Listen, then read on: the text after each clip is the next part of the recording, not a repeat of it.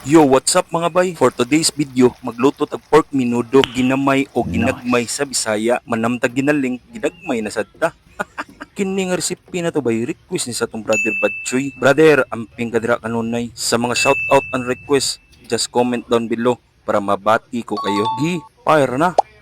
First, i-marinate sa nato tong karne mga bay. Tuyo mansira na niya black pepper. At least 1 hour lang good para makapit lang yung lasa ba. Pero nindot gini overnight og marinate mga bay para mulasa gyud maayo ba. Ayaw kalimot sa atay bay, i-apil sa nagmarinate. Pero ilahi lang tana kay iunam tanig prito ang atay atom ning ihapkok para matansya na tong atay bay nga dili ma-overcook. Kaya karon mga bay maghiwa na ta sa tong mga lamas para lahos-lahos na lang tagluto. Balik-balik ra mga lamas ani bay.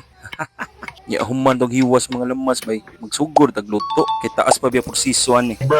Pritohon na ta ni kadali atong mga lamas bay ato ra hapkok para igluto sa tong karne unya diretso na lang kabutang nya lutuon na lang kadali dili pa malata atong lamas wa pa pagitanhawon nya kani atong atay mga bay careful mo ani kay kung masobraan ni mo gluto bugahi sad ni nya after na to magprito bay ara na ta magisa kay lasa na magayo na wala pa nako giapil ang tubig sa marinate ni baya kunya sa nato to ibutang ato sa ni pagawsol ang tubig sa karne nya ang magtubig na bay timplahi na dayon.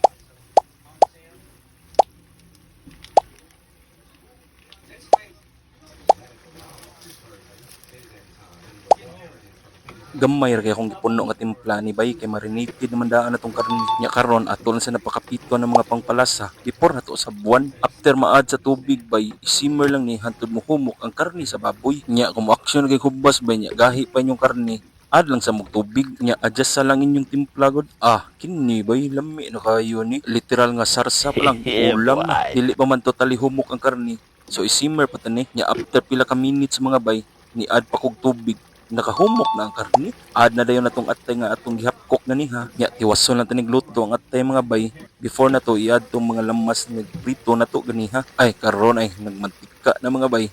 Lami na kayo na butang na dayon natong mga lamas para mga unat ta.